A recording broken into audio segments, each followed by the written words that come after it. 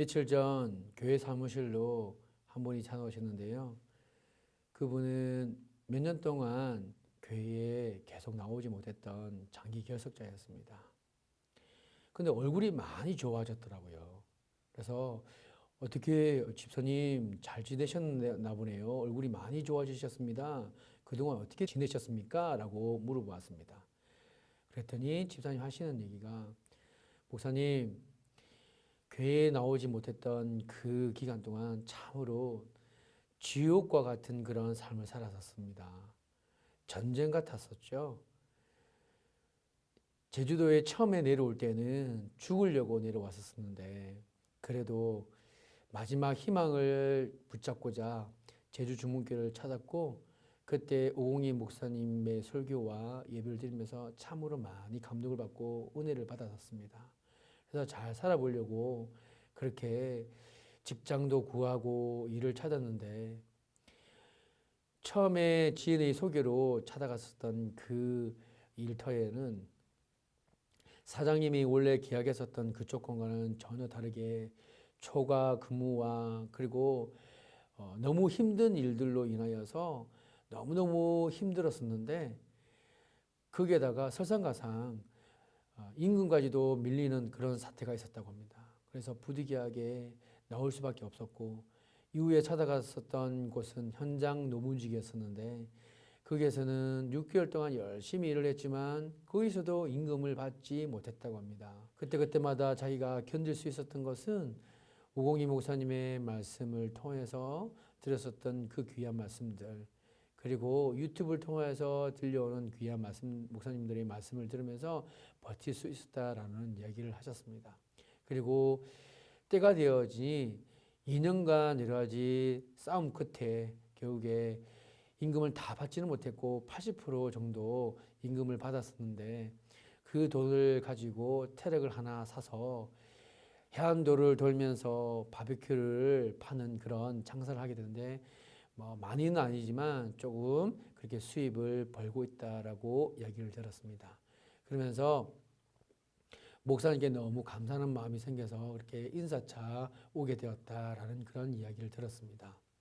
그러면서 참 살기가 만만치 않다라는 이야기를 계속 하였지만, 그래도 목사님과 그리고 성도님들의 기도 때문에 지금까지 잘 버틸 수 있었다라고 하는 그 이야기를 하시고 돌아가셨습니다. 맞습니다, 여러분. 우리는 정도의 차이는 있지만 예배를 잘 드린 후에 삶의 현장으로 돌아갑니다. 삶의 현장으로 돌아갈 때는 하나님의 말씀에 잘 순종하고, 그리고 하나님께서 기대해 주시는 그 기대만큼이나 그렇게 승리하는 삶으로 살고 싶은 마음으로 다짐하면서 나가지만, 사실 우리의 삶 속에는 늘 풀리지 않는 숙제들이 있습니다. 여전히 풀리지 않는 인간관계, 부부 관계라든가 10대 사춘기를 맞이하고 있는 자녀와의 관계라든가 상사와 동료와의 관계 속에서 풀리지 않는 여러 가지 영적인 문제들, 그 문제들 속으로 우리는 들어가게 되어집니다. 성경은 명확하고 정확하게 이야기하고 있습니다. 우리가 눈에 보이는 그런 세계가 있는 것이 아니라, 보이는 세계뿐만 아니라 보이지 않는 영적인 세계도 있다라고 이야기를 하고 계십니다. 그 가운데서 보이지 않는 영적인 세계 가운데에 영적인 싸움도 있다라고 분명하게 말씀하고 계십니다. 그러면서 오늘 본문은 15절부터 읽었는데요.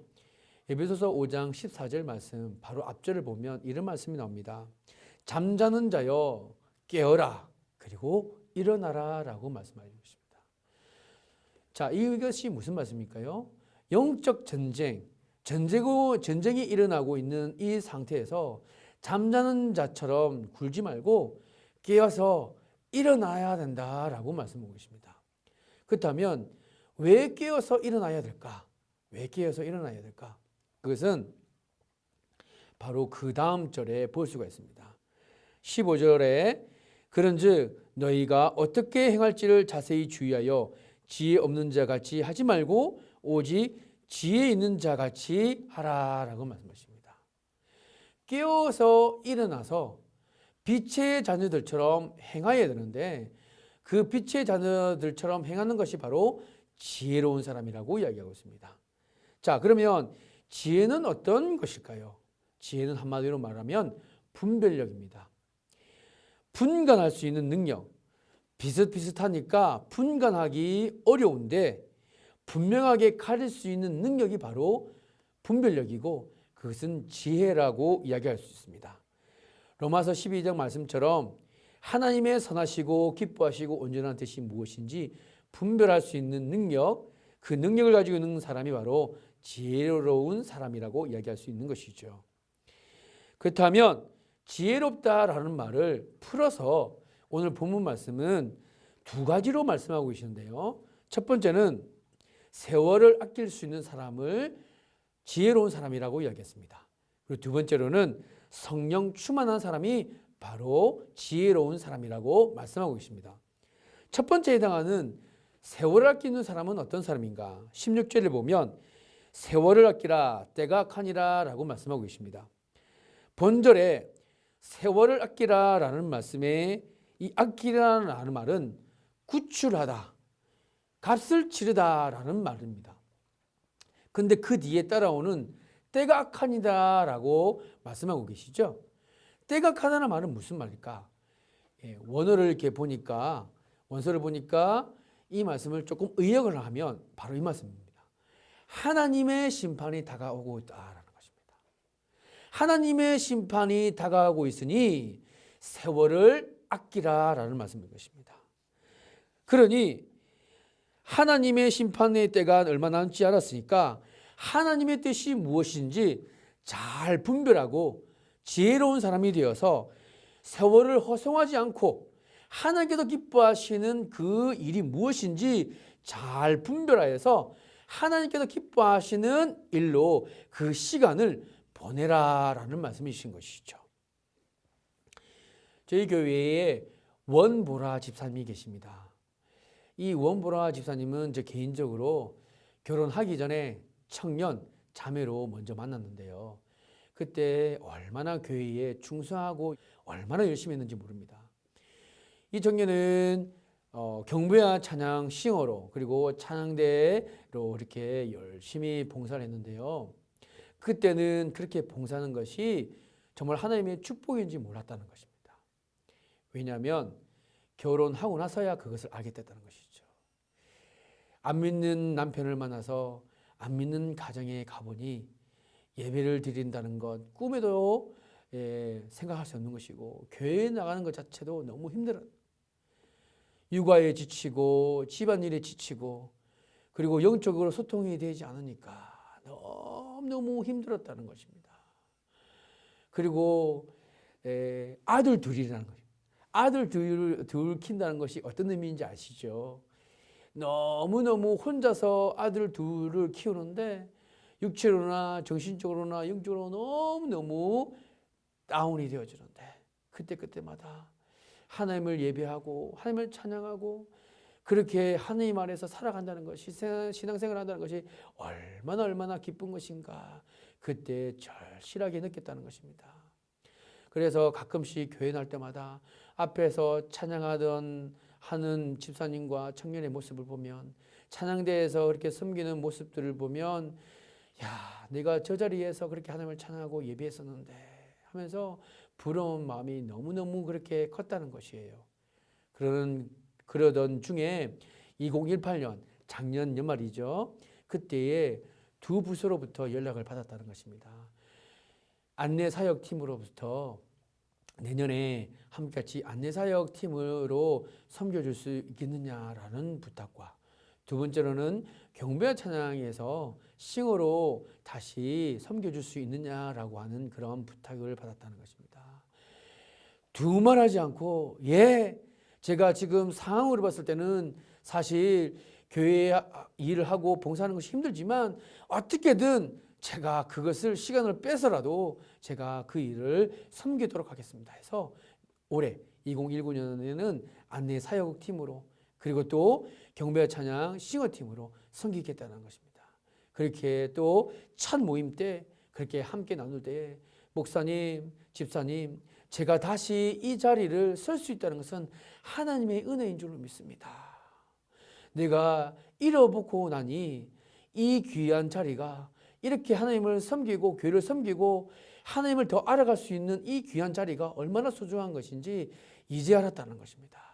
사랑하는 성도 여러분, 하나님께서 기뻐하시는 하나님의 소중한 자리, 지금 열심히 여러분들이 섬기고 봉사하시는 그 일을 그 어떤 누구에게도 뺏기지 않는, 그 기쁨을 뺏기지 않는 아름다운 믿음의 지혜를 가지고 있는 믿음의 사람들이 될 수 있게 되기를 주님으로 축복드립니다. 하나님께서 기뻐하시는 것이 무엇인지 분별할 수 있는 지혜가 있게 쓰시길 바랍니다. 그 지혜를 지켜서, 그 지혜를 얻어서 이 세월을 아끼는 그런 성령 충만한, 그리고 분별력 있는 믿음의 사람들이 다 되시길 바랍니다.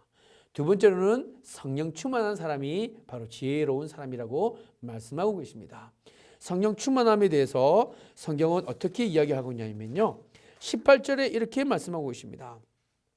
18절에 성령 충만함을 받으라 라고 말씀하시기 전에 뭐를 이야기하고 있냐면요, 술 취하지 말라, 이는 방탕한 것이니 라고 말씀하고 있습니다.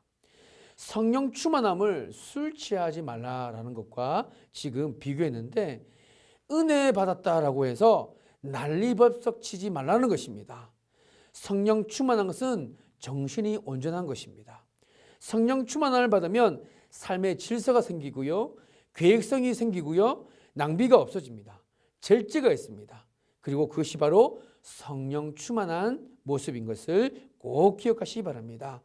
여러분, 여기에서 술 취한 것은 방탕한 것이라고 이야기하고 있는데요, 원문에는 이 방탕한 것이 낭비하는 것이라고 쓰여 있습니다.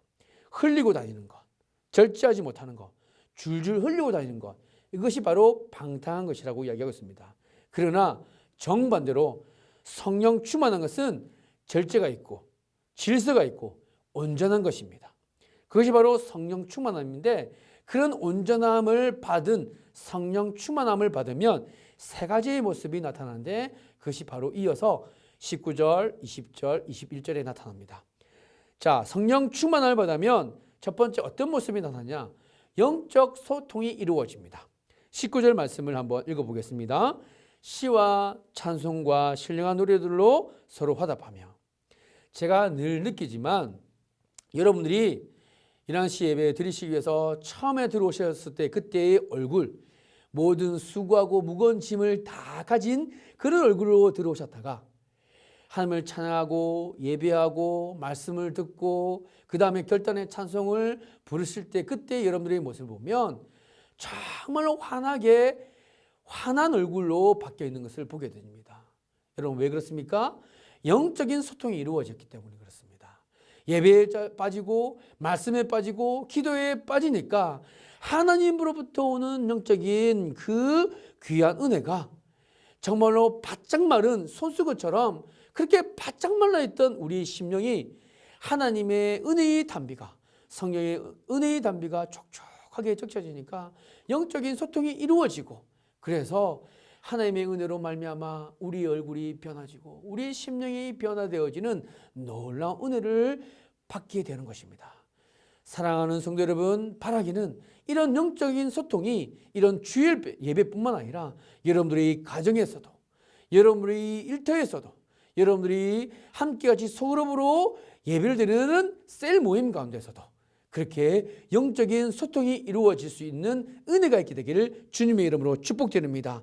마음이 활짝 열리고 어떻게 저런 것까지 나눌 수 있을까라고 할 정도로 깊은 것까지 서로 나눌 수 있는 영적인 소통이 이루어질 때 여러분들 안에 있는 해결되지 않은 모든 영적인 문제들이 다 해결되고 또 다 소통이 되어지고, 그래서 치유가 이루어지는 아름다운 영적인 소통이 일어날 수 있게 되기를 주님의 이름으로 축복드립니다. 두 번째입니다. 성령 충만하면 어떻게 되느냐? 범사에 감사할 수 있는 지혜로운 사람이 된다는 것입니다. 여러분, 오늘 20절 말씀을 한번 읽어보겠습니다. 범사에 우리 주 예수 그리스도의 이름으로 항상 아버지 하나님께 감사하며. 여기에서 우리가 주목해야 될 것은 바로 감사입니다. 세상은 복잡하고 점점 염려할 문제가 너무너무 많이 있습니다. 자녀의 문제가 있고, 노후의 문제가 있고, 죽음의 문제, 그리고 질병의 문제 등 정말로 이 세상을 살아가는 사람들 중에 염려 없는, 문제 없는 사람이 어디 있습니까? 그러나 실제로 우리가 염려하는 70%요, 80%는 일어나지 않는다고 이야기합니다. 염려는 어찌 보면 쓸데없는 걱정이라고 이야기했습니다.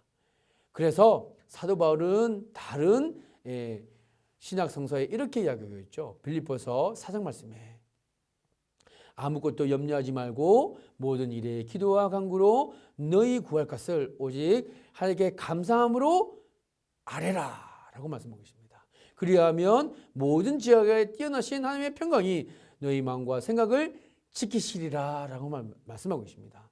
여러분, 믿음은 선택입니다. 감사는 선택입니다. 감정이 아닙니다. 감사는 선택이고 훈련입니다.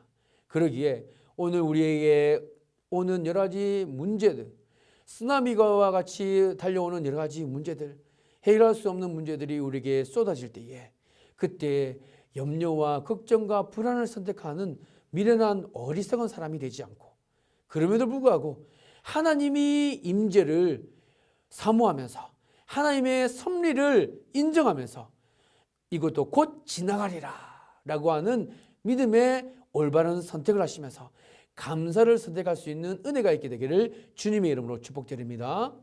예전에 제 딸이 카페에서 뛰어놀다가 크게 다친 적이 있습니다. 피가 철철 넘치는 턱을 다쳤는데요. 피가 철철 흘러 넘치는 것을 보면서 가슴이 막막하고 그리고 눈이 앞이 깜깜했습니다. 그러면서 제주대학교 병원 응급실을 향해서 그렇게 달려가는데 운전대를 잡으면서 제주주문교회 바로 중보기도 기도를 요청했습니다. 긴급 기도 요청을 하면서 우리 부부도 그렇게 차 운전을 하면서 그렇게 간절하게 기도합니다. 하나님 어떻게 하면 좋겠습니까? 어떻게 하면 좋겠습니까? 라고 기도하기 시작하니까 하나님께서 지금까지 사랑하는 두 쌍둥이 딸을 주신 것도 하나님의 은혜이고, 지금까지 지켜주신 것도 내가 지킨다고 지킨 것이 아니라, 우리 부부가 지킨다고 지킨 것이 아니라 하나님께서 입혀주시고 지켜주셨다는 사실을 깨닫게 되더라는 것입니다. 그러면서 하나님이 함께 하신다라고 하는 확신이 저 밑바닥부터 스물스물 올라오면서 어디서 오는지 그렇게 담대한 마음이 생기더라고요. 지금 여전히 응급실을 향해서 가고 있는데 그래, 잘 될 거야. 하나님이 함께하고 계시기 때문에, 하나님께서 지금까지 지켜주셨잖아. 하나님께서 함께하고 계시니까 우리 사랑하는 이 딸이, 우리 유리가 하나님께서 지켜주시니까 잘 될 거야. 여보 걱정하지 마. 선생님들 통해서 하나님께서 역사하실 걸 믿어. 그렇게 믿음으로 나갔는데 하나님께서 정말로 예비해 두셨던 것을 보았고요. 지금은 흔적도 없이, 정말로 수술 자국 흔적도 없이 깨끗하게 완전히 다 치유된 것을 보게 됐습니다. 사랑하는 성도 여러분, 오늘 이렇게 모든 일 가운데서 하나님께서 기뻐하시는 바로 범사에 감사할 수 있는, 그 감사를 선택할 수 있는 믿음의 지혜로운 사람이 저와 여러분이 될 수 있게 되기를 주님의 이름으로 축복드립니다. 이것이 바로 성령 충만함이라는 것을 꼭 기억하시기 바랍니다. 마지막입니다. 성령 충만하면 피차 복종하는 그런 아름다운 모습이 있다라고 말씀하고 계십니다. 21절입니다. 그리스도를 경외함으로 피차 복종하라. 여러분, 모든 권위는 하나님으로부터 온 것인 줄 믿습니다. 남편의 권위도, 아내의 권위도, 그리고 자녀의 권위도, 그리고 부모의 권위도, 그리고 더 나아가서 교회에서 목사님과 장로님들과 권사님들, 재직들의 권위도 하나님께서 세워주신 권위인 줄로 믿습니다. 여러분, 오늘 이 이후에, 본문 말씀 이후에 여러 관계들이 나오는데요. 부모들아라고 있지만 아내들아, 남편들아, 아내들아, 부모들아, 자녀들아, 상전들아, 종들아. 여러분, 뭔가 느껴지지 않습니까? 우리와 굉장히 밀접해 있는 관계들입니다. 위치입니다. 그 모든 아내, 남편, 부모, 그리고 자녀, 그리고 상전, 그리고 종, 모든 그 부분들이 하나님께서 세우신 귀한 자리라는 사실을 기억하면서 서로 복종하고 세워주는 것. 왜요? 그리스도를 경외함으로. 이것이 하나님께서로부터 온 권세이고 권위임을 인정하고 존중해 주라는 것입니다. 세워주라는 것입니다. 여러분, 교만한 사람은요, 영적 전쟁에 나가면 100번을 싸워도 100번을 다 지게 됩니다. 영적인 성숙함이 있는 사람이 서로 피차 복종할 수 있는, 서로 섬길 수 있는, 맞춰줄 수 있는 그런 성령 충만한 사람이라는 사실을 꼭 기억하시기 바랍니다. 성령 충만한 사람은요, 내가 이런 은혜를 받았다, 내가 이런 은사를 받았다라고 해서 그렇게 어떤 사람들을 다스리려고 하는 사람이 아니라 그 사람을 다른 사람을 세워주고 다른 사람을 낮게 해주고 나보다 낮게 해주고 세워주는 사람, 그 사람이 바로 성령 충만한 사람이라는 사실을 꼭 기억하시기 바랍니다. 사랑하는 아내들이여, 이제는 남편의 권위를 세워줄 수 있는 믿음의 아름다운 성숙한 연이 되시길 바랍니다. 남편들이여, 사랑하는 아내를 세울 수 있는 믿음의 남편이 다 되시길 바랍니다.